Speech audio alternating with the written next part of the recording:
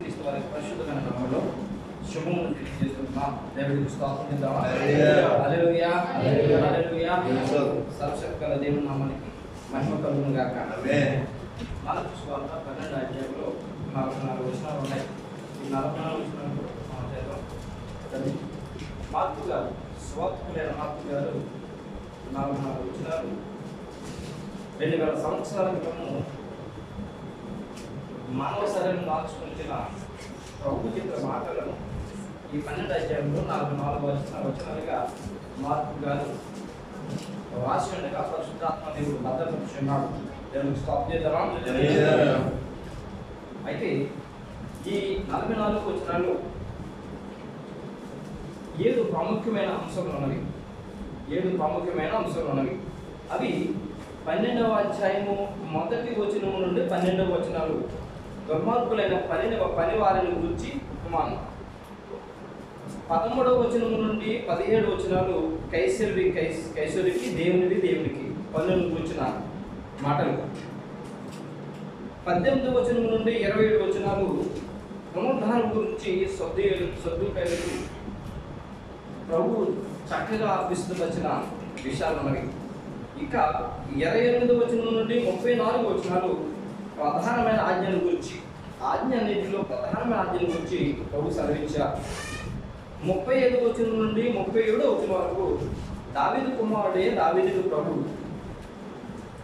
38 నుండి 40 వచనాలు శాస్త్రులకు ప్రభు యేసుక్రీస్తు వారు చేసిన హెచ్చరిక. 41 నుండి 44 వచనాలు విధవరాలి 2 కాసుల విలువను గురించి ప్రభు సెలవించిన మాటలు. మరి ఇవన్నీ కూడా చెప్పాలంటే మనకు సమయం సరిపోదు. మనం త్వరగా మరి ముగించుకుని ముందుకు వెళ్తూ ఉంటే ఇంకా అనేకమైన స్వార్థలు ఉన్నాయి. అవన్నీ కూడా చక్కగా మనం నేర్చుకునే ఉద్దేశంతో మరి ప్రతి బుధవారం ఒక అధ్యాయం మనం ధ్యానించుకుంటున్నాం. ఈ అధ్యాయంలో మనకి నచ్చిన అంశాన్ని, మనకందరికీ మరి యోగ్యమైన అంశాన్ని మనం ధ్యానించుకుంటూ ముందుకు వెళ్తున్నాం. మరి ఈరోజు నేను ఈ యొక్క మార్కు సువార్త 12వ అధ్యాయంలో మొదటి వచనం నుండి 12 వచనాలు ఉన్న పరమార్థాన్ని విశదపరచదలుచుకున్నాను. 1 నుండి 12 వచనాలు ఆల్రెడీ మనం చదివాం కదా పిల్లరా. అయితే ఈ మార్కు సువార్త 12వ అధ్యాయంలో మొదటి నుండి 12 వచనాల్లోని పరమార్థం కనుక మనకి బాగుగా అర్థం అవ్వాలి అని అంటే, అంతకుముందు బుధవారం మనం ధ్యానించుకున్న అధ్యాయంలో 11వ అధ్యాయం చివరిలో ఉన్న 2 యొక్క వచనాలు కనుక మనం జ్ఞాపకం చేసుకుంటే ఈ 12వ అధ్యాయంలోని విషయాలు బాగా అర్థమవుతుంది. అవి 11వ అధ్యాయము మార్కు సువార్త 27-28 వచనాలు చదివి ముందుకు వెళ్దాం మనం. చూడండి. వారు యెరూషలేమునకు తిరిగి వచ్చి ఆయన దేవాలయంలో తిరుగుచుండగా ప్రధాన యాజకులను శాస్త్రులను పెద్దలను ఆయన యొద్దకు వచ్చి, నీవు ఏ అధికారం వలన ఈ కార్యములు చేయుచున్నావు? వీటిని చేయుటకు ఈ అధికారం నీకు ఎవరిచ్చినని అడిగిరి. ఇచ్చినని సరిపోతున్నారు. వారు యెరూషలేములోకి తిరిగి వచ్చి ఆయన దేవాలయంలో తిరుగుచుండగా ప్రధాన యాజకులను శాస్త్రులను పెద్దలను ఆయన వచ్చి, నీవు ఏ అధికారం వలన ఈ కార్యములు చేయుచున్నావు? వీటిని చేయుటకు ఈ అధికారం నీకు ఎవరిచ్చినని ప్రభుని ప్రశ్నిస్తూ ఉన్నారు. వారు యెరూషలేములోకి తిరిగి వచ్చి, వారు అనగా ప్రభు యేసుక్రీస్తు ఆయనతో పాటు 12 మంది శిష్యులు యెరూషలేములోకి వచ్చారు. అందుముందు మాట్లాడుకున్నాం. బేతానియా నుండి ఉదయం బయలుదేరి యెరూషలేములోకి వస్తున్నారు. యెరూషలేము నుంచి మళ్ళా బేతానియాకి వెళ్తున్నారు, మళ్ళీ ఉదయం వస్తున్నారు. వారు మళ్ళీ యెరూషలేముకి వచ్చారు. అనేక మార్లు యెరూషలేముకి వచ్చారు. యెరూషలేముకి వచ్చి ఆయన ఏం చేస్తున్నారంటే ఆయన ఇంటిని చక్కపరుస్తూ ఉన్నారు. ఆయన ఇంటిని చక్కపరుస్తున్నారు. ఆయన ఇల్లు ఏది అనగా యెరూషలేము దేవాలయం.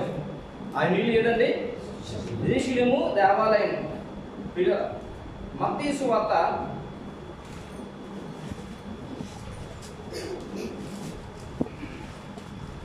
ఆయన ఇంటిని గురించి ఏమని చెప్తున్నారు తెలుసండి పిల్లరా?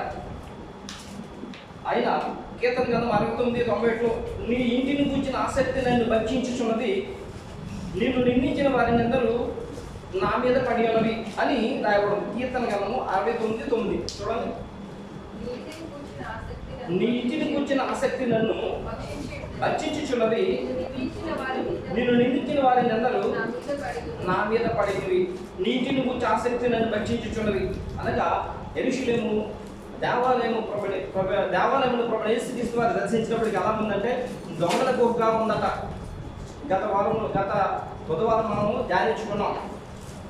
అది వ్యాపార కుటీలుగా మారిపోయిందట. దేవుని ఇల్లు, దేవుని ఆలయం. పూర్వకాలంలో సొలొమోను గారు 20 సంవత్సరాలు యెరూషలేము దేవాలయం కట్టి ఆయన అంటున్నారు కదా, ప్రభా మహాకాశం పట్టజాలని నీకు ఈ యొక్క ఆలయం ఏపాటిది అని చెప్పి, నాయనా ఈ ఆలయంలో ఎప్పుడు నీ ప్రసన్నత, నీ వెలుగు ఈ ఆలయంలో ఉండాలి. ఎవరైతే ఈ ఆలయం చుట్టూ ఈ ఆలయం యొక్క కనులెత్తి నీకు మొరపెడతారో ప్రభా వారి కోరికలు తీర్చని ప్రభు దగ్గర ఆయన వాగ్దానం పొందుకున్నాడు. బిడ్డల అలాంటి ఆ యొక్క యెరూషలేము దేవాలయంలో దేవుని ప్రసన్నత ఉంది, ఆయన సన్నిధి ఉంది. బిడ్డల అలాంటి యెరూషలేము దేవాలయం వ్యాపార డీలుగా వారు మార్చేశారు, దొంగలకు ఒక మార్చేశారు. ఆ ఇంటిని యెరూషలేము దేవాలయాన్ని ఆయన చక్కపరుస్తున్నారు. ఆయన చక్కపరుస్తూ ఆయన యెరూషలేము దేవాలయంలో ఆయన తిరుగుతూ ఉన్నప్పుడు బిడ్డల అప్పుడు వారు వచ్చి, నీవు ఏ అధికారం వల్ల నీ కార్యం చేయించున్నావు అంటే, గువ్వలు తోసివేశాడైనా, గొర్రెలు మేకలమ్ము అని దూరంగా తోసివేశాడైనా, కాళ్ళకు చేసుకుంటూ దూరం చేశాడైనా, వ్యాపారాన్ని కూడా దూరం చేశాడైనా, ఏ అధికారంతో నువ్వు ఇది చేస్తున్నామని చెప్పి మరి ప్రధాన యాజకులను శాస్త్రుల పెద్దలను ఆయన అడుగుతున్నారట. ఈ అధికారం ఎవరిచ్చాడు? ఈ ఆలములు ఎలా చేయడానికి? ఎవరు అడుగుతున్నారండి? ఎవరిని ఎవరు అడుగుతున్నారు? సంగతి చెప్పాలి.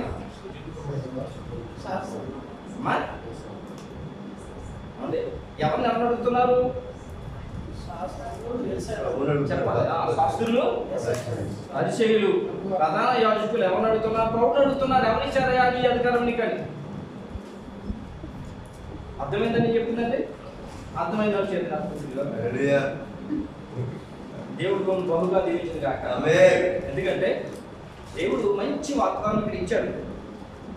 దేవుడు ఎవరో, ఆయన ఎంత శక్తిమంతుడో, ఆయన ఎంత గొప్పవాడో ప్రధాన యాజకులకి, ప్రజలకి, శాస్త్రులకి తెలియలేదు. కానీ చిన్న పిల్లలకి తెలిసిందట. దేవుడికి స్తోత్రం చెప్తాం. 27:16 బాలు రేఖయు చంటి పిల్లలకి నోట స్తోత్రము సిద్ధపరిచేస్తున్న మాట మీరు అన్నడును చదవలేదా? దేవుడు నామ మహిమలు. చిన్న పిల్లలకి తెలిసిందట ఈయన దేవుడని. వారందరూ కూడా స్తుతించారట. ఎవరైతే దేవుడిగా గుర్తిస్తారో, ఎవరైతే దేవుడిగా మహిమపరుస్తారో తప్పనిసరిగా వారు ధన్యులే. దేవుడు నామ మహిమలు గాక. ఇక్కడ ప్రధాన యాజకులు, శాస్త్రులు, పెద్దలకి ఈయన ఎవరో తెలియదు. ఆశ్చర్యంగా లేదండి? ప్రధాన యాజకులు ప్రధాన యాజకులు అంటే పెద్దయ్య గారులు. హాస్టల్ ఏమో చిన్నయ్య గారులు, ప్రధాన యాజకులు పెద్దయ్య గారులు. అక్కడ అలా ఉండేది. ప్రధాన యాజకులు ఏది చెప్తే అదే చేయాలి. తర్వాత శాస్త్రులు, ధర్మశాస్త్ర గ్రంథం అంతా కూడా పఠించిన నిష్ఠగల శాస్త్రులు. ఆ యొక్క వారందరి చేత ఎన్నుకోబడ్డ పెద్దలు. వీరికి ఆయన ఎవరో తెలియదట. ప్రియులారా, ఆయన ఎవరో తెలియదట. ఈ అధికారం నీకు ఎవరిచ్చారు అని ప్రభువును అడుగుతున్నారండి. ప్రియులారా, అయితే ఎవరైతే దేవుని ప్రేమిస్తారో, ఎవరైతే దేవుని మాట వింటారో, ఎవరైతే దేవుడికి లోపడతారో ఎప్పుడూ ప్రభువుని గురించి వారికి తెలుస్తూనే ఉంటారు. దేవుడికి స్తోత్రం చెప్తాం. అదే ధర్మశాస్త్ర గ్రంథాన్ని గమనీయులు పాదముల యొక్క కూర్చుని పఠించిన పౌలు గారికి తెలిసిందే అని ఎవడో, ఆయన ఎంత గనుడో చూడండి. రోమీయులకు రాసిన పత్రిక 9వ అధ్యాయం 5వ వచనం.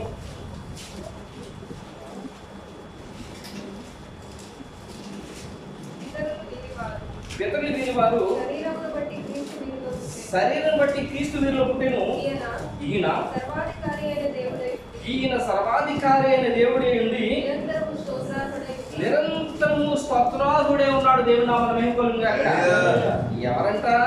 ఈయన అనగా క్రీస్తు సర్వాధికారి అయి ఆయన దేవుడే ఉండి, సృష్టికర్త అయ్యుండి, ఆయన నిరంతరం కూడా పూజింపబడుతున్నాడు, స్తుతింపబడుతున్నాడు అని పౌలు గారికి తెలిసిందండి, అదే ధర్మశాస్త్రం తెలిసిన ఆయనకి, కానీ వీరికి మాత్రం తెలియలేదు. పిల్లరా, వీరికే కాదు, ఎవరైతే ప్రభువుని యేసుక్రీస్తును సొంత రక్షకుడిగా అంగీకరించి ఆయన ప్రేమించరో, ఆయన దేవుడిగా గుర్తించరో, వారికి కూడా ఎప్పటికీ ఎన్నటికీ తెలియదు. పిల్లరా, ఎందుకు తెలియదు అని అంటే పౌలు గారే తెలియజేస్తున్నారు. ఎందుకు తెలియదు? అపోస్తలుడు పౌలు గారు తెలియజేస్తున్నారు. వారికి ఎందుకు తెలియదు?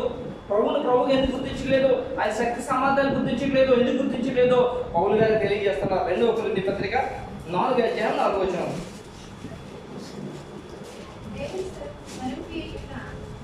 అంటే దేవుని స్వరూపై ఉన్న క్రీస్తు మహిమను కనపరచు సువార్త ప్రకాశము వారికి ప్రకాశకుండే నిమిత్తము ఈ యుగ సంబంధమైన దేవత అవిశ్వాసులైన వారి మనోనేత్రములకు గుడ్డితనం కలుగజేసెను. ఈ యుగ సంబంధమైన దేవత అనగా సాతాను అవిశ్వాసులైన వారి మనోనేత్రాలకు, అనగా హృదయం, మనోనేత్రం అంటే మనకు తెలుసు కదండి కదా, ఎదురుకుండా కనిపించే 2 నేత్రాలు.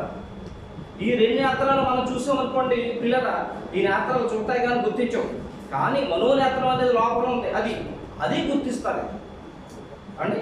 అనగా హృదయము ఎలా ఉందంటే అవిశ్వాసం నిండిపోయిందట. చూస్తున్నారు కానీ ప్రభుని చూచుచున్నట్టు కాదు, అవునండి. అనుసరిస్తున్నారు కానీ అనుసరిస్తున్నట్టు కాదు, వారికి గుడ్డితనం కలిగింది. అందుకని క్రీస్తు సువార్త మహిమ వారికి ప్రకాశింపట్లేదు, గుడ్డితనం కలిగిందని పౌలు గారే తెలియజేస్తున్నారు. పిల్లలు, ధర్మశాస్త్ర పండితులు, యాజకులైన పెద్దలు ప్రభువుని మనస్ఫూర్తిగా వారు అంగీకరించలేదు పిల్లల. అందుకే వాళ్ళకి గుడ్డితనం కలిగింది. పిల్లల, దేవుని వాక్యము కత్తి లాంటిది, సుత్తి లాంటిది, అద్దం లాంటిది అని రాయబడింది. అవునండి, అద్దం లాంటిది అనగా ప్రభువుగా గుర్తించినప్పటికీ, వాక్యముగా గుర్తించినప్పటికీ ఆ అద్దము వాక్యమైన అద్దం వారి వెనకాల తిరుగుతూ ఉంటుంది. నువ్వు మారు నీ లోపాలను గుర్తించి అని చెప్పి అద్దం వెనకాల తిరుగుతుంది. పిల్లరా, దేవుని వాక్యం సుత్తి లాంటిది. కాబట్టి సరిగేయడానికి సుత్తిలా వెంబడిస్తూనే ఉంటుంది. మారి వరకు కూడా అది వెంబడిస్తూనే ఉంటుంది. పిల్లరా, వెంబడిస్తూ ఉంటుంది. కాబట్టి వాక్యమైన దేవుణ్ణి, ప్రభువుని ఎప్పుడైతే మనస్సు పూర్తిగా హృదయపూర్వకంగా ఎవరైతే నమ్ముతారో పిల్లరా, వారికి తెలుస్తుంది ఆయన ఎవరు. ఏమండి, వీరు ఏం చేస్తారో చూడండి. మళ్ళీ రోమిలకు రాసిన పత్రిక 1:2 మొదటి అధ్యాయం 2 వచనం పౌలుగా తెలియజేస్తున్నారు. మరియు వారు దేవుని ఎరిగి, రోమిలకు రాసిన పత్రిక మొదటి అధ్యాయం 2 వచనం. రోమిలకు రాసిన పత్రిక మొదటి అధ్యాయం 2 వచనం.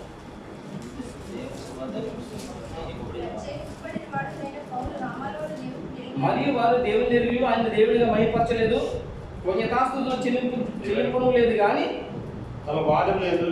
తమ వాదములందు వ్యర్థులైన రాయబడింది. పౌలుగా తెలియజేస్తున్నారు రోమి సంఘానికి. అనగా దేవునిగా వారు మహిమపరచలేదట. పిల్లగా, ఆయన దేవుడని తెలిసి కూడా దేవునిగా మహిమపరచలేదట. కాబట్టి వారి హృదయాలు ఎలా ఉన్నాయి? మూసుకుపోయి ఉన్నాయి. అలాగ మూసుకుపోయి ఉన్న వల్లనే ఈ యొక్క ప్రధాన యాజకులు కానివ్వండి, శాస్త్రులు కానివ్వండి, ప్రజల్లో పెద్దలు కానివ్వండి, ప్రభువును ఎప్పుడు పట్టుకుందామా, ఎప్పుడు చంపుదామా అని అదే ఆలోచనతో ఉన్నారు. పిల్లలు, మార్క్స్ 12:3 చూడండి. వాళ్ళు ఏం చేస్తున్నారు? 12వ అధ్యాయం 13వ వచనం. వారి మాటలలో ఆయనను చిక్కుపరచవలెనని పరిసయ్యులను హేరోదీయులను కొందరిని ఆయన యొద్దకు పంపిరి. వారు వచ్చి, నీవు సత్యవంతుడు, నీవు ఎవరిని లక్ష్య పట్టిన వాడవని మేము ఎరుగుదుము. నీవు మొహమాటం లేని వాడవై దేవుని మార్గము సత్యముగా బోధించేవాడవు. కైసరుకు పండించడం న్యాయమా కాదా? ఇచ్చుదమా ఈకుదమా అని ఆయన అడిగిరి. ఆయన వారి వేషధారణ ఎరిగి, మీరు నన్ను ఎందుకు శోధించుచున్నారు? సరిపోతున్నాను. ఏమండి ఈ శాస్త్రులను పరిశీలనలు హేరుదులు కొంతమందిని ఎవరు ప్రధాన యాజకులు, ప్రజల్లో పెద్దలు వీరు ఏం చేస్తారంటే శాస్త్రులని ఏమండి హేరోదీయుని ప్రభువు శోధించక పంపించారట. పంపిస్తే వారు వేషధారణ కలిగి చెబుతూ ఉన్నారు, బోధకుడా నువ్వు సత్యవంతుడు, నువ్వు ఎవరిని లక్ష్య పెట్టడం వాడమని మేము ఎరుగుదాము, నువ్వు మాటలు లేకుండా అన్ని మాటలు చెప్తావు అంటే దేవుని మార్గం సత్యముగా బోధిస్తావు.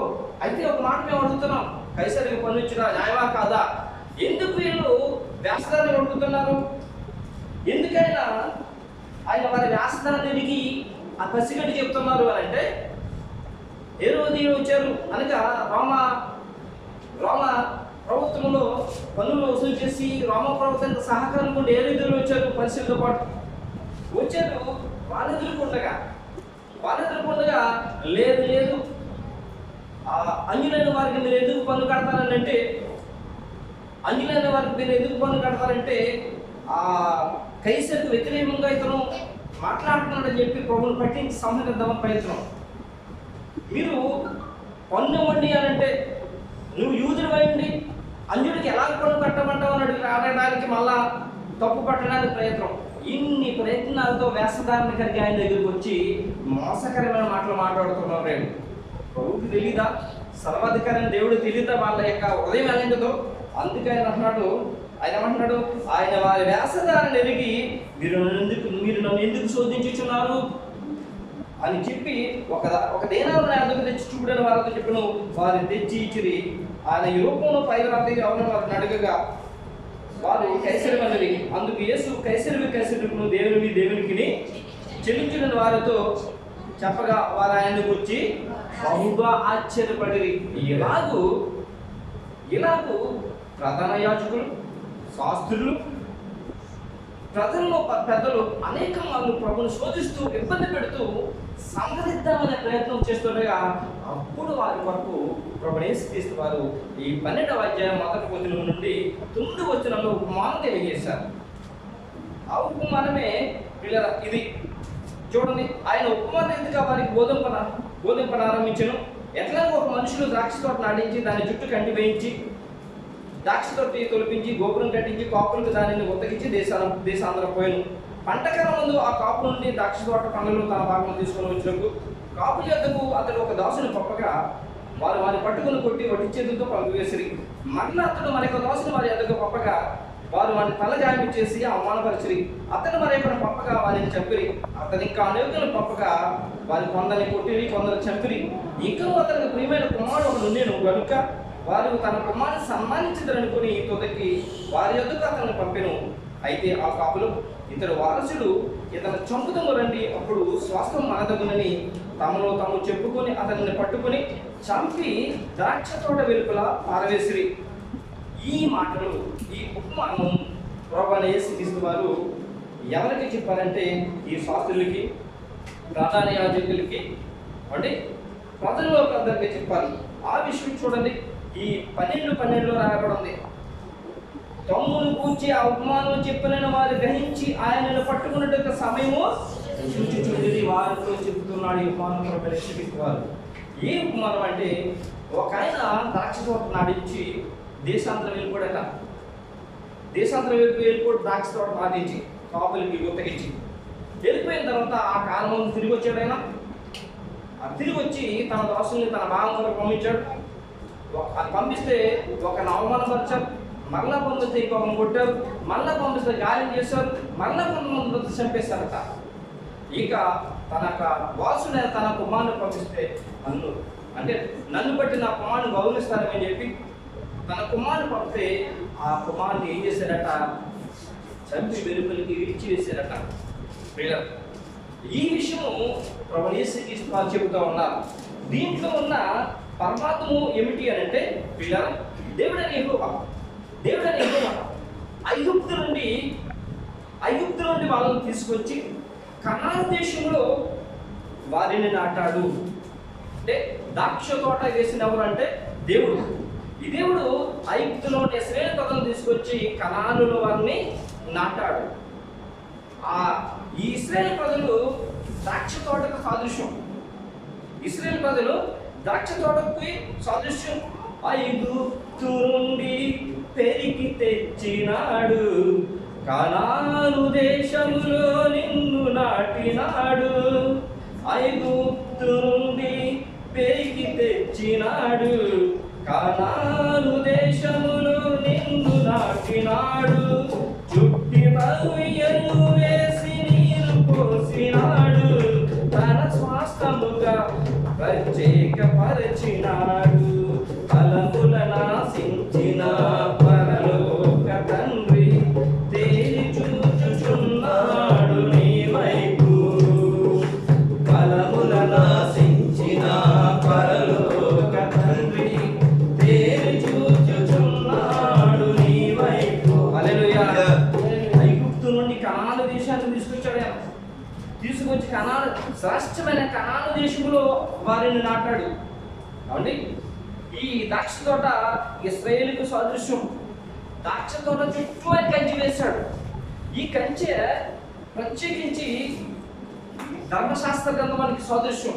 అనగా వారు ధర్మశాస్త్ర గ్రంథాన్ని అనుసరించి పాటించినంత కాలం కూడా ఏది వారిని ముట్టదు. క్షేమంగా సురక్షితంగా వారు ఉన్నారు. ద్రాక్ష తోటలో ఉన్న తొట్టే ఇశ్రాయేలు అనుభవిస్తున్న ఆధిక్యత.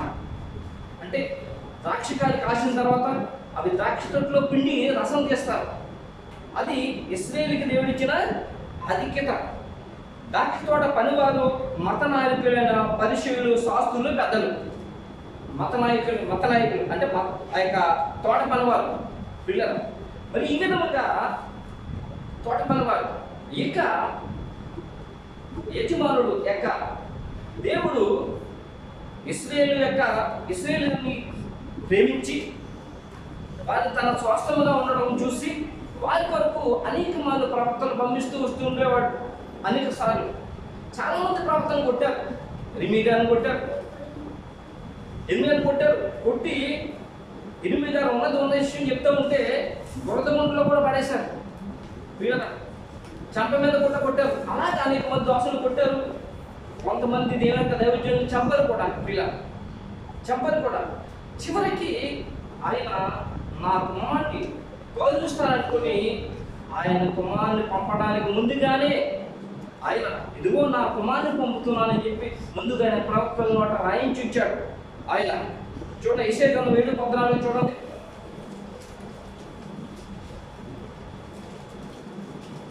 యెషయా గ్రంథం 7:14. కాబట్టి ప్రభువు తాను యొక్క సూచన మీకు చూపును ఆలకించుడి. కన్యక గర్భవతి అయి కుమారుని కని అతనికి ఇమ్మానుయేలుని పేరు పెట్టును. అనగా పిల్లరా ముందుగానే నా కుమారుని పంపిస్తున్నానని చెప్పి ముందుగానే ప్రవక్తలను ప్రపంచపరిచేశాడు ఆయన. కాబట్టి ఒక్కొక్క సూచన మీకు చూపును కన్యక గర్భవతి ఒక కుమారుడు పడుతుంది. సృష్టిలో వివాహం కాని కన్యక ఎప్పుడు కూడా గర్భవతి కుమారుని కనలేదు. కాబట్టి దేవుడు ఆది అవ్వలను ఏర్పాటు చేశాడు. వీరు ఫలించే వృద్ధి పొందమని చెప్పి. పిల్లల సృష్టిలో కన్యక గర్భవతి కుమారుని కనలేదు, కానీ ప్రత్యేకమైన దేవుని ఏర్పాటును బట్టి ఒక కన్యక గర్భవతి కుమారుని పడుతుందని ప్రవక్తను ఉంచాడు. ఎప్పుడైతే క్రమము దాటిపోయింది, ఇప్పుడు అంత్యకాలంలో ఉన్నాం మనం. క్రమము దాటిపోయి మనుషులు ప్రవర్తిస్తున్నారు. దేవుడి చిత్తం అది కాదు. దేవుడి చిత్తం క్రమమైంది. కన్యక వివాహం ద్వారానే పిల్లలు కనబడుతుంది. అయితే వివాహము కాని కన్యక గర్భవతి అయి కుమారుని పట్టుందని చెప్పి ఆనాడు ప్రవక్త నోట ప్రవచించిన మాట. మరి ఆ కన్యక ఎక్కడి నుంచి వస్తుంది, ఎక్కడ ప్రసరిస్తుంది, ఆ కుమారుడు ఎక్కడి నుంచి వస్తాడు కూడా మీకా గ్రంథంలో ఆయన రాయించాడు. మీకా గ్రంథం 5:2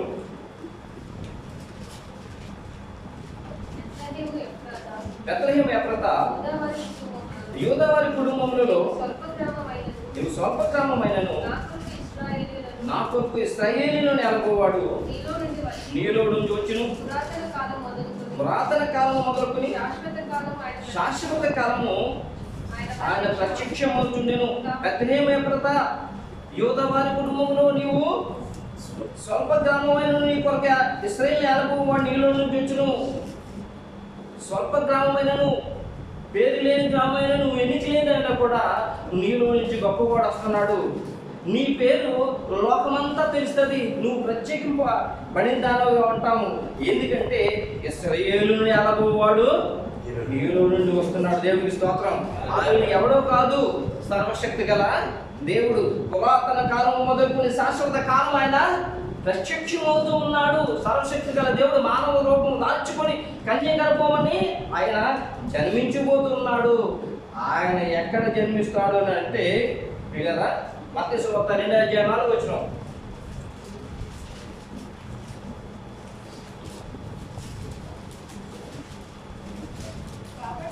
కాబట్టి రాజు ప్రధాన యాజకులను ప్రజలలో నుండి శాస్త్రులను అందరినీ సమకూర్చి క్రీస్తు ఎక్కడ పుట్టినని వారిని అడిగిను.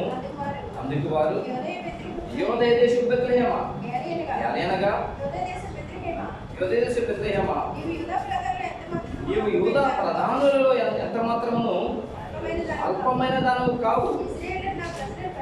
ఇశ్రాయేలును నా ప్రజలను పరిపాలించే అధిపతి నీలో నుండి వచ్చినని ప్రవక్త ద్వారా రాయబడి ఉన్నదని దేవుడికి స్తోత్రం చెప్తాం. ఇప్పుడు యేసుక్రీస్తుకి ఆ యొక్క ఏమండి రాజు, యూదుల రాజుగా పుట్టినవాడు ఎక్కడ ఉన్నాడు, ఆయన నక్షత్రం చూసామని చెప్పి తూర్పు దేశంలో జ్ఞానం వచ్చారు యెరూషలేమునికి. పోతే రాజు కలవరపడి ఆ యూదాధికారులను పిలిచాడు. ఆయన పిలిచి యూదుల రాజు ఎక్కడ పుట్టాడని చెప్పి మీ యొక్క గ్రంథాల్లో చూడండి అంటే అదే గ్రంథాలు, ప్రవక్త ప్రవచించిన గ్రంథాల్లోని మాటలు మరలా చెప్పారు. ఇప్పుడు ధర్మశాస్త్ర పండితులు కానీ, శాస్త్రులు కానీ, ప్రధాన యాజకులు కానీ తెలియదంటారు ఈ విషయం. ఆయన తన కుమారుడిని పంపిస్తున్నాడని తప్పనిసరిగా తెలుసు. దేవుడికి స్తోత్రం చెప్తాం.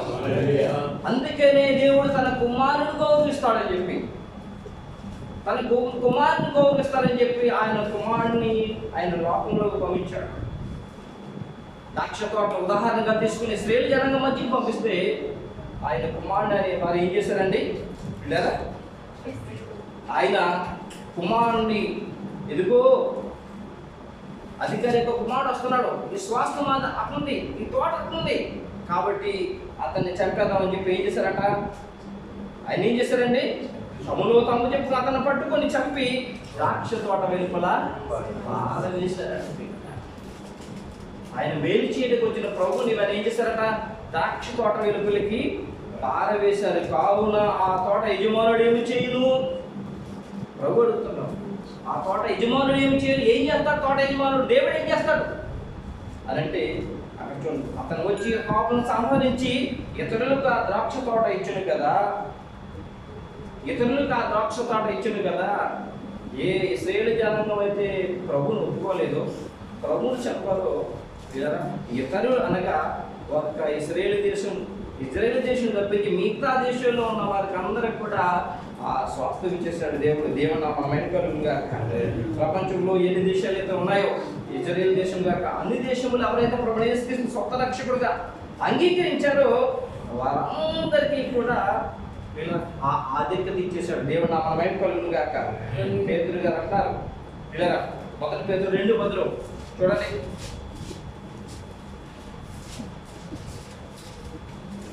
మొదటి పేతురు 2:10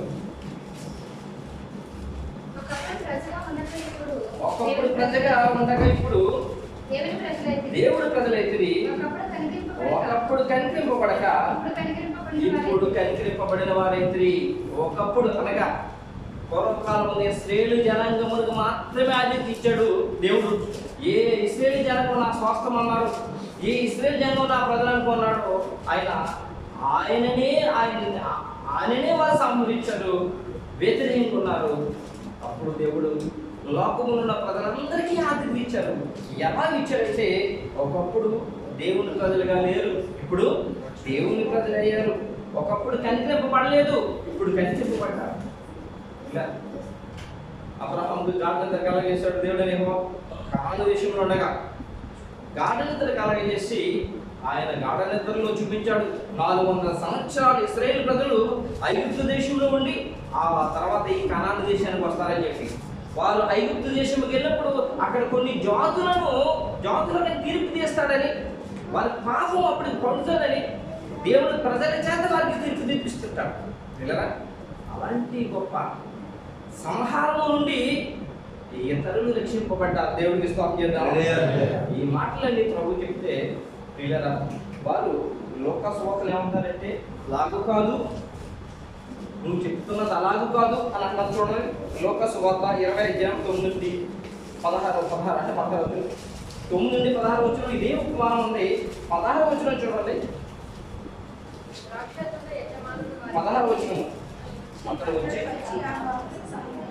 అతడు వచ్చి ఆ పాపులను సంహరించి తన ద్రాక్ష తోటను ఇతరులకు ఇచ్చినని ఆయన చెప్పగా వారు విని అట్లు కాకపోను కాకని ప్రభునేసుకి చెప్పిన ఆ యొక్క ఉపమానం అలా ఎలా అవుతుంది, అది కాదు అంటున్నారు. అప్పుడు ఏం చేస్తారంటే మరి యొక్క ఉపమానం చెప్పాడైనా అలాగైతే అప్పుడు ఏం చేస్తాడంటే దాని కింద మీరేరా 10 నుంచి 12 వచనాల్లో అప్పుడు ఆయన ఏమంటాడంటే అలాగైతే చూడండి 20:17 ఒక 20:17 అలాగైతే ఇల్లు కట్టువారు నిషేధించిన రాయి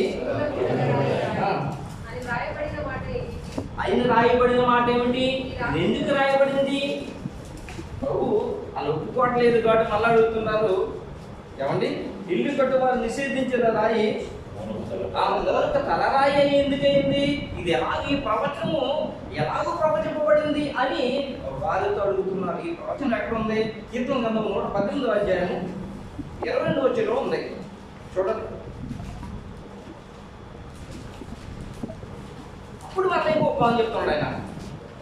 కీర్తన గ్రంథం 118వ అధ్యాయం 22వ వచనం, ఇల్లు కట్టువారు నిషేధించిన రాయి మూలకు తలరాయి ఆయను అని ఎలాగూ రాయబడి ఉంది అని అడిగి ప్రభు యేసుక్రీస్తు 12, 10, 11 ఇల్లు కట్టువారు నిరాకరించిన రాయి మూలకు తలరాయి ఆయను, ఇది ప్రభు వల్లనే కలిగను, ఇది మన కన్నులకు ఆశ్చర్యము అను లేఖను మీరు చదవలేదా? జ్ఞాపకం చెప్తా ఉన్నాడు ఆయన. పిల్లరా, ఇల్లు కట్టువారు నిషేధించిన రాయి, ఇల్లు కట్టువారు నిషేధించిన రాయి అట మూలకు తలరాయి ఆయను. ఇశ్రాయేలు దేశంలో రాళ్ళతో ఇల్లు కట్టుకుంటుంటారు. మన దేశంలో అయితే ఇటుకలతో కట్టుకుంటాం కదా. మన దేశంలో ఇటుకలతో కట్టుకుంటాం. ఇశ్రాయేలు దేశంలో రాళ్ళు ఇక రాయి కొండల ప్రదేశం కాబట్టి పెద్ద పెద్ద కొండలు కొట్లు ఉన్నది, రాళ్ళతో కడతారు. చిక్కిన రాళ్ళతో కోటలు కానీ గృహాలు కానీ గోపురాలు కానీ కడతారు. పిల్లలు ఈ యొక్క ఇశ్రాయేలు జనాంగము యూదా జనాంగము ఈ అధికారులు వాళ్ళు ఇల్లు కట్టుకోవాలనుకుంటున్నారు, గోపురాలు కట్టుకోవాలనుకుంటున్నారు, పట్టణాలు కట్టుకోవాలనుకుంటున్నారు, ఏమండి కోటలు కట్టుకోవాలనుకుంటున్నారు. కానీ రాయి వద్దంట. వాళ్ళకి ఏమొద్దండి? రాయి వద్దంట. మరి ఆత్మీయ జీవితం కట్టుకోవాలనుకుంటున్నారు కానీ ప్రభు వద్దంట. ఆత్మీయ గృహాలు పట్టుకోవాలనుకున్నారు కానీ ప్రభు వద్దంట. ఆత్మీయ సంఘాలు పట్టుకోవాలనుకున్నారు కానీ ప్రభు వద్దంట. ఆశ్చర్యంగా ఉంది కదా. నిషేధిస్తున్నారట రాయి గురించి. ఏమండి, ఆ రాయి గురించి ఏం చేస్తారట? నిషేధిస్తున్నారట. కీర్తన గ్రంథము 127వ అధ్యాయం 1వ వచనం చూడండి.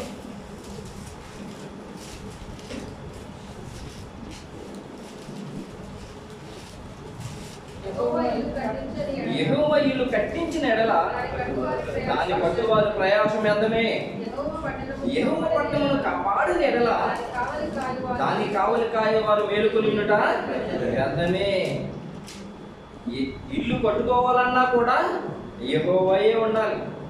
చాలా మంది అనుకుంటారు నేను చాలా మంచి ఇల్లు కట్టేశానని. దేవుడు సహాయం లేకుండా ఎవరు ఏమి కట్టలేదు. దేవుడికి స్తోత్రం చేద్దాం. దేవుడు కాపుదల లేకపోతే ఆ యొక్క కోట ఆ రాజ్యం నిలవదు. పిల్లరా, దావీదు గారు 40 సంవత్సరాలు రాజ్య పరిపాలన చేశారు. ఆయన తర్వాత సొలొమోను గారు 40 సంవత్సరాలు రాజ్య పరిపాలన చేశారు. సురక్షితముగా క్షేమంగా వారి రాజ్య పరిపాలన ఉంది. దేవుడు యెహోవా వారికి కావలిగా, దేవుడికి యెహోవా కావలి వారికి ఉంది కాబట్టి సురక్షితముగా క్షేమంగా ఉన్నారు. పిల్లరా, సురక్షితంగా క్షేమంగా ఉన్నారు. మరి ఈ శాస్త్రులు పరిశీలు ఏమంటారంటే లేదా వాళ్ళు ఇల్లు కావాలనుకుంటున్నారు కానీ ఇల్లు కట్టబడే రాయి వద్దంటారు. వారు పట్టణాలు కట్టుకోవాలంటున్నారు కానీ పట్టణాలు కట్టబడే రాయి వద్దు అంటున్నారు ప్రియులారా. అది ఎంతవరకు సమంజసం అండి ప్రియులారా? మరి ఇల్లు కట్టాలన్నా లేకపోతే పట్టణం కాపాడాలన్నా దేవుడి యొక్క సహాయం కావాలి. చాలామంది ఏమనుకుంటారంటే లేదు లేదు నాకు నేనే ఇది చేసేసుకుంటాను అనుకుంటారు ప్రియులారా. ప్రతి ఒక్కరు కూడా ఆధిక్యత ఏదైతే కలుగుతుందో, మేలు ఏదైతే కలుగుతుందో అది దేవుడి నుంచే వస్తుంది. దేవుడికి స్తోత్రం చెప్దామా? మంచి ఉద్యోగం కానీ, మంచి కుటుంబం కానీ, మంచి సంఘం కానీ పిల్లరా, ఇవన్నీ కూడా దేవుడి దగ్గర నుంచే వస్తుంది. దేవుడు ఇస్తేనే వస్తుంది. దానిని ఎవరి ద్వారా దేవుడు ఇస్తూ ఉన్నాడు. ఆ విధంగా మనమందరం పొందిన వాళ్ళమే దేవుడు నామమున మహిమ కలుగును గాక. అనగా ఎవరైతే మేలు చేస్తారో, ఎవరైతే ప్రభుని నమ్ముకుంటారో, ఎవరైతే మేలు చేస్తారో, ఎవరైతే యథార్థంగా జీవిస్తారో వారి ద్వారా దేవుడి కార్యాలు జరిగిస్తూ ఉంటాడు. దేవుడికి స్తోత్రం. వారి ద్వారా దేవుడి కార్యాలు జరిగిస్తూ ఉంటాడు. పిల్లలు చూడండి ఎలాగో కార్యం జరుగుతాయంటే యోహాను పత్రికలో రాబడింది, మేలు చేయవాడు దేవుని సంబంధి. ఎవరట? మేలు చేయవాడు దేవుని సంబంధి. ఎవడైతే దేవుని నమ్ముకుంటాడో, ఎవరైతే యథార్థంగా జీవిస్తాడో లేదా వారికి దేవుడు మేలు చేస్తాడో వారి ద్వారా మేలు దేవుడు చేయిస్తూ ఉంటాడు. పిల్లరా, దేవుడి దగ్గర నుంచే సహాయం వస్తుంది. ఎప్పుడూ కూడా మేలు చేసేవారిని, సహాయం చేసేవారిని, ఆదుకున్న వారిని ఎవరన్నా కనుక దూరపరచుకుంటే పిల్లరా చాలా విలువైన రోజులు, చాలా విలువైన జనాలు వారి యువకులు కరిగిపోతారు. అది ఉదాహరణకు పరిశుద్ధ గ్రంథంలో రాయబడి ఉంది. పిల్లరా, ఇశ్రాయేలుకు మొదటి రాజు ఎవరండి? సౌలు. ఇశ్రాయేలు రాజ్యానికి మొదటి రాజు సౌలు. ఆ సౌలు ఎదుర్కొండగా ఫిలిష్తీయుడైన గొలియాతు ఛాలెంజ్ చేస్తూ ఉంటాడు, నన్ను ఎవరైనా కనుక జయించినట్లయితే మా ఫిలిష్తీయుల యొక్క మేమందరం కూడా మీకు లోబడిపోతాం అని చెప్పి తిరుగుతూ ఛాలెంజ్ చేస్తుంటే ఇశ్రాయేలు మొత్తం కూర్చుని అతను జయించేలా కూర్చుని చూస్తూ ఉంటే ఏమంటే యవనస్తుడైన దావీదు దేవుడి పక్షాన్ని గొలియాతును సంబంధించి ఇశ్రాయేలుకు రక్షణ కలగజేశాడు. దేవుడు ఆమెను మహిమను గాక. అంతేకాకుండా సౌలు అనేక మార్లు దురాత్మ చేత బాధపడుతూ ఉంటే దావీదు వీరాన్ని తీసుకొచ్చి దేవుని స్తుతిస్తూ ఉంటే దురాత్మ పోయి అతని దగ్గర నుంచి వెళ్ళిపోతుండేది. అతను హాయిగా సుఖంగా ఉండేవాడు. అలాంటి దావీదుని, మేలు చేసే దావీదుని ఎప్పుడు చంపుతావా అని అనేక మార్లు ఈట్లు విసిన రోజులు ఉన్నాయి. తప్పించుకున్నాడు. అనేక మార్లు చంపడానికి వెనకాల పడుతుంది వాడు. ఎవరిని? మేలు చేసేవాడు. దావీదుని మేలు చేసేవాడిని, పిల్లలు మేలు చేసేవాడిని. అంతేకాకుండా పిల్లరా లాస్ట్కి ఏమవుతుందో తెలుసండి పిల్లరా, దావీదే వాళ్ళకి మూలరాయి అయ్యాడు. దావీదే దిక్కయ్యాడు ఆ యొక్క సౌలు కుటుంబానికి ఆదరించడానికి. దేవుడికి స్తోత్రం చెప్తాడు. ఇల్లు కొట్టు వారు నిషేధించిన రాయి మూలకు రాయి ఆయను. మేలని దేన్నైతే ఎవరైతే తిరస్కరిస్తారో తిరిగి దాని దగ్గరికి వెళ్ళవలసి ఉంటుంది. దేవుడికి స్తోత్రం చెప్తాం. చక్కని దర్శనాలు యవనస్తుడైన యోసేపుకు వస్తూ ఉంటాయి. చక్కని దర్శనాలు దేవుడు కలగజేస్తూ ఉంటాడు. ఆ దర్శనాల గురించి అన్నదమ్ములు తెలియజేస్తే వారు హృదయం దోషంతో నిండి ఉండగా ఆ తమ్ముడిని ఎప్పుడు చంపుదామో, ఎప్పుడు కొడదామా అని ఎదురు చూస్తూ ఉన్నారు. ఒక రోజు తండ్రి తన అన్నల క్షేమం కొరకు కొన్ని జున్ను గడ్డలు, తర్వాత కొన్ని ఆహార పదార్థాలు ఇచ్చి మీ అన్నకి ఎలా ఉన్నారు చూసినప్పుడు పంపితే దూరంగా వచ్చి అతన్ని చూసి అతని దగ్గరికి కూడా తీసుకోకుండా అతను కొట్టి గోతులు పడేసి చంపుదామని ప్రయత్నం చేసి ఇస్మాయిల్కి అమ్మేస్తే ఆ పరదేశంలో ప్రార్థనగా అతను జీవిస్తూ ఉంటే దేవుడు హెచ్చింపచేసి ఐగుప్తుకి అధికారం చేశాడు. దేవుడికి స్తోత్రం చెప్దాం. ఒక రోజు యోసేపు పైన తన తమ్ముడిని విసర్జించారో, యోసేపు పైన తమ్ముడిని చంపాలని చూశారో అతనే ఆ కుటుంబాన్ని పోషించాడు. అతనే వారి కుటుంబానికి రాయ్యాడు. దేవుడికి స్తోత్రం. అందుకని పిల్లల తప్పనిసరిగా మేలు చేసే వాళ్ళు ఎప్పుడు కూడా మేలు చేసిన వాళ్ళు ఎప్పుడు కూడా విసర్జించకూడదు, నిషేధించకూడదు. ఎప్పుడు కూడా పిల్లలు అపోస్తలుల కార్యములు 4:11.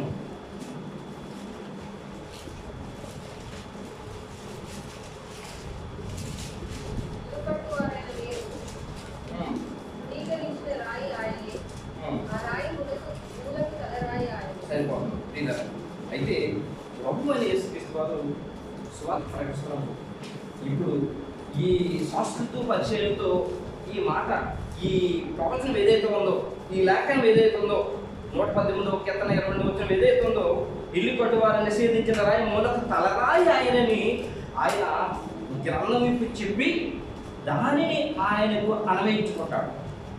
దానిని ఆయనకి అన్వయించుకుంటే వారికి అర్థమైపోతుంది, ఈయన మనల్ని అంటున్నాడు, ఈయనే ఆ రాయి, ఈయన లేకుండా మేము ఉండలేమని చెప్పి వారికి అర్థమైపోయింది. ఇలా ఎవరికి అర్థమైపోయింది?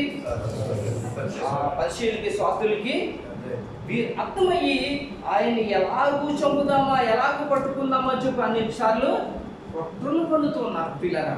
వారి గురించి పౌలు గారు ఈ యొక్క పేతురు గారు అంటారు, పుస్తకాలం 4:11 ఇల్లు కట్టువారని మీరు ధృవీకరించిన రాయి మూలకు తలరాయి ఆయను, మరి ఎవరి వలన రక్షణ కలుగుదు, ఈ నామం వల్ల రక్షణ పొందవలని కానీ ఆకాశం కింద ఇవ్వబడిన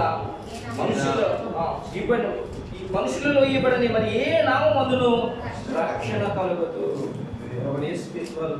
ఈ ఉపమానం ద్వారా తన మరణాన్ని గురించి వాళ్ళకి తెలియజేశారు.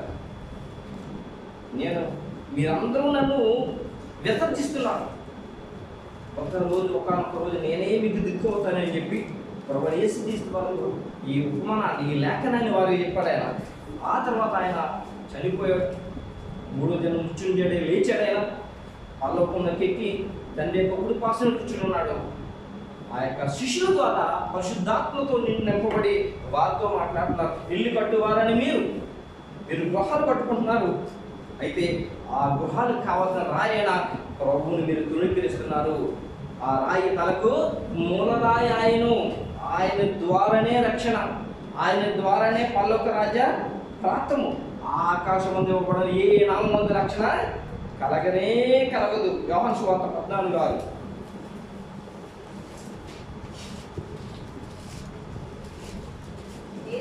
యేసు నేనే మార్గమును సత్యమును జీవము, నా ద్వారానే తప్ప ఎవరు తండ్రి యొద్దకు రాడు. ప్రభువు యేసుక్రీస్తు చెప్పిన మాట, నేనే మార్గము, నేనే సత్యము, నేనే జీవము, నేనే పరలోకమందు తండ్రి దగ్గరికి వెళ్ళడానికి మార్గము. నన్ను ధృవీకరిస్తే మీరు ఎప్పుడు కూడా దేవుడి దగ్గరికి వెళ్ళలేరు. అందుకని దేవుడు సమస్తము పైన ప్రభువు యేసుక్రీస్తుని హెచ్చించి ఆయనకి గొప్ప ఆధిక్యత కలిగజేశారు. ఆ ఆధిక్యత తన 12 మంది శిష్యులతో ఆయన పరలోకానికి వెళ్తూ చెప్పాడు. మత్తయి 28:18. మత్తయి 28:18. అయితే యేసు వారి వద్దకు వచ్చి, పరలోకమందును భూమి మీదను నాకు సర్వాధికారం ఇవ్వబడి ఉంది. దేవుడికి స్తోత్రం. పరలోకమందును భూమి మీద నాకు సర్వాధికారము ఇవ్వబడి ఉంది. సమస్తము కూడా సమస్తము పైన ఆయనకి అధికారము ఇవ్వబడి ఉంది. చూడండి, ఇదే పేతురు పత్రిక 2:7.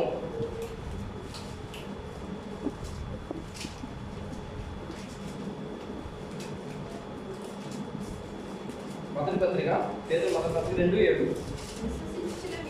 విశ్వసించున్న మీకు ఆయన అమూల్యమైన వాడు, విశ్వసింపని వారికైతే ఇల్లు కట్టువారు ఏ రాతిని నిషేధించురో అదే మూలకు తలరాయి ఆయను, మరియు అది అడ్డురాయు అడ్డుబండయు ఆయను. విశ్వసించున్న మీకు అమూల్యమైన వాడు. ఎవరైతే విశ్వసిస్తారో, ఎవరైతే ఆయన శక్తిని తెలుసుకుంటారో, ఆయన హత్తుకుంటారో వారికట అమూల్యమైన వాడు, పరలోకములో నిత్యము ఆనందింపజేసే ఐక్యత గలవాడు, భూలోకమందు ఏమున్నా లేకపోయినా సంతోషం సమాధానంతో వచ్చగలవాడు, గొప్ప ఆనందం కలగజేవాడు, ఆయన అమూల్యమైన వాడు. విశ్వసింపవానికైతే ఇల్లు కట్టువారు ఏ రాత్రిని నిషేధించున్నది మూలకు తలరాయను. ఈ లోకములో ఎంతో మంది ప్రభుని వ్యతిరేకిస్తున్నారు, సువార్త ప్రకటిస్తున్నారు, కొడుతున్నారు, ఇబ్బంది పడుతున్నారు. కానీ వారందరూ కూడా ఆయన న్యాయపీఠం ఎదురికి వెళ్ళవలసిందే తప్పనిసరిగా. దావీదుకి అంటున్నారు, ప్రభువా నేను ఎక్కడికి వెళ్తున్నావు? ఆకాశం కింద అక్కడ ఉన్నావు, భూమి కింద అక్కడ ఉన్నావు, ఎక్కడికి వెళ్ళినా ఉన్నా నీవు ఉన్నావు ప్రభువా, నీ దగ్గరికి నేను ఎక్కడికి తప్పించుకోగలను? ఈ లోకంలో ఎవరు కూడా ప్రభుని విసర్జించి ఆయన నుంచి మాత్రము తప్పించుకోలేరు. ఇంకా మంచి విషయాలు అని చెప్తున్నారు. 8వ వచనం ఇదే పేరు మొదటి పత్రిక 2వ అధ్యాయం 8వ వచనం. పట్టువారు వాక్యముల కవిదేవులై తొట్టిల్లుచున్నారు, దానికే వారు నియమింపబడి. పట్టువారు వాక్యముల కవిదేవులై తొట్టిల్లుతున్నారు. చూడండి, ప్రభు అయిన యేసుక్రీస్తు ప్రభు ఈ ఉపమానము కానీ ఇల్లు కట్టు వారు నిషేధించిన రాయి మూలకు తలరాయి అయిననే ఈ లేఖనము కానీ ఎప్పుడో జరిగినట్టు, ఎప్పుడు యూదులకి, పరిశీలక శాస్త్రులకి, ఇశ్రాయేలుకి చెప్పవలసిన మాటలు ఈ కాలంలో మనకెందుకు చెప్తున్నాడు, ఈ కాలంలో క్రైస్తవులకి ఎందుకు చెప్తున్నాడు అంటే, ఇలా వారు విసర్జించారు, వారు నిషేధించారు, వారు తొట్టిలు పోయారు. మీరు అలాగూ ఉండద్దని తెలియజేస్తాడు దేవుడికి స్తోత్రం. వాక్యానికి అవిధేయుల వారు తొట్టిల్లుతున్నారట. వాక్యానికి అవిధేయుల వారు ఎప్పుడు కూడా వాక్యాన్ని అద్దుకునే ఉండాలి. ఎప్పుడైతే దేవుని ఆత్మచేత నిండి ఉంటామో వాక్యములోని గొప్ప పరమాత్మ మన హృదయానికి ఆనందంగా తెలియజేస్తాడు దేవుడు. పిల్లలు అయితే ఎవరైతే వాక్యానికి అవిధేయులై ఇది నా కోసం కాదని ఎప్పుడైతే త్రోసి వేస్తారో పిల్లల వారు అంటే తొట్టిల్లటానికి నియమింపబడిన వారట. పిల్లల గొప్ప విషయం మనకి ఏంటంటే ప్రభువు యేసుక్రీస్తు తెలియజేసిందంటే ఈ 2 ఉపమానాలను బట్టి, ఈ లేఖను బట్టి, లేక ద్రాక్షతో ఉపమానం బట్టి క్రైస్తవులైన పిల్లలకి తెలియజేసే విషయం ఏంటంటే గొప్ప విషయం తెలియజేస్తున్నాడు ఆయన. వారు అలాగున్నారు కానీ మీకైతే గొప్ప అవకాశం జరిగింది, గొప్ప అవకాశం దొరికింది మీకు. ఎలాగంటే ద్రాక్ష తోట యజమానుడు తన ద్రాక్ష తోట యొక్క పండ్ల కాలంలో ఫలము అడిగి ఉండగా వారు ఆయన యొక్క దోషుని కొట్టి చంపారు, ఆయన కుమారుని కొట్టి చంపారు. లేదా కుమారుని కొట్టి చంపినప్పుడు ఆ ద్రాక్ష తోట యజమానుడు ఎవరైతే ఉన్నారో ఆయన మరి ఇతరులకు ఇస్తాడు కదా. ఏంటది? ద్రాక్ష తోట, ఫలించే ద్రాక్ష తోట, లేక దేవుని యొక్క ఆధిక్యత ఇతరులకు ఇస్తారు కదా. ఆ ఇతరులు ఎవరనగా అన్యులైన, అనగా ఒకప్పుడు కనికరింపబడిన వారు, ఒకప్పుడు ప్రజగా ఉండని వారు, ఒకప్పుడు కనికరింపబడిన వారు, వారందరికీ కూడా ఆ అధిక్యత ఇచ్చారు కదా అని చెప్పి ఆ అధిక్యత ఎంత గొప్పదో ఈయన 1 పేతురు 2:10 తెలియజేస్తారు. చూడండి, 1 పేతురు 2:9 గురించి అర్థం చెప్పి, అయితే మీరు చీకటిలో నుండి ఆశ్చర్యకరమైన తన వెలుగులోనికి మిమ్మల్ని పిలిచిన వారి గుణాతిశయములను ప్రచురము చేయ నిమిత్తము ఏర్పరచబడిన వంశమును, రాజులైన యాజక సమూహమును, పరిశుద్ధ జనమును, దేవుని సొత్తైన ప్రజలనే ఉన్నారు. దేవుని నామమున గొప్ప ఆధిక్యత. ఎలాంటి ఆధిక్యత అంటే విని ఎరిగిన ఆధిక్యత. విని ఎరిగిన ఆధిక్యత. మొదటిసారి జ్ఞాపకం చేస్తున్నాను మీకు. అబ్రహాము గాడిని తిరగాలని చేసి 400 సంవత్సరాలు తర్వాత జరగబోయే విషయాన్ని అబ్రహాము తెలియజేశారు. 400 సంవత్సరాల తర్వాత ఐగుప్తులోంచి నీ యొక్క సంతానాన్ని కనాలకు పంపిస్తాను, అప్పటికి కనాలలో ఉన్న జాతులు వారి యొక్క పాపం పరిపక్వం అయిపోద్ది, ఆ ప్రజలు నా సొత్తైన ఇశ్రాయేలు ద్వారా వారికి తీర్పు తీస్తానని చెప్పి వారికి తీర్పు తీర్చి అక్కడి నుంచి తోలించి వేశాడు ఆయన. అయితే మనము ధన్యులము. మనల్ని ఏం చేశాడు తెలుసా పిల్లరా?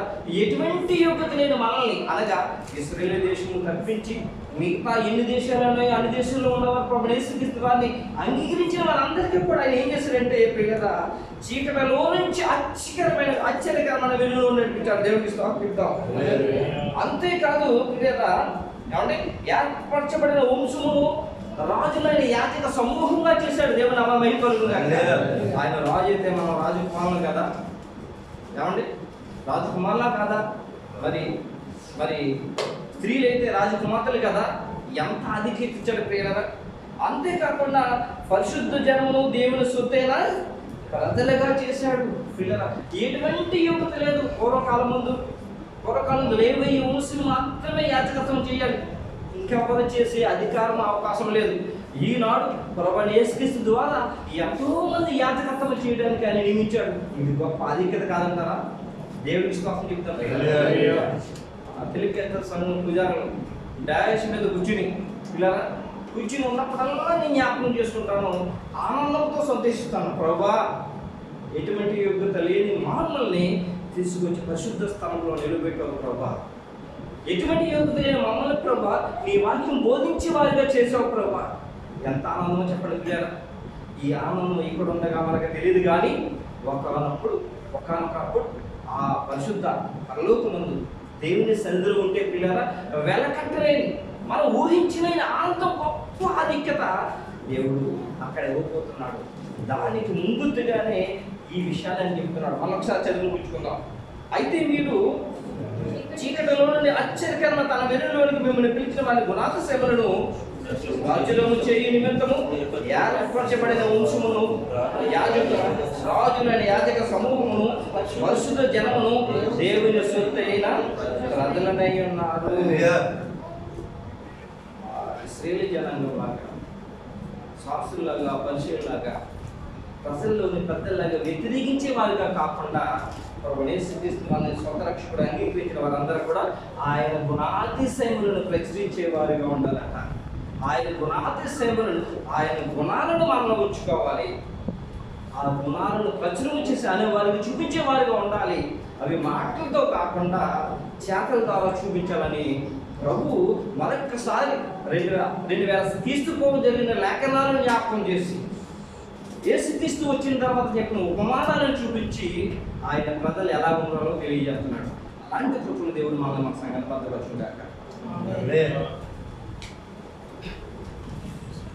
దేవుని మహిమ కలుగుగాక. హల్లెలూయా.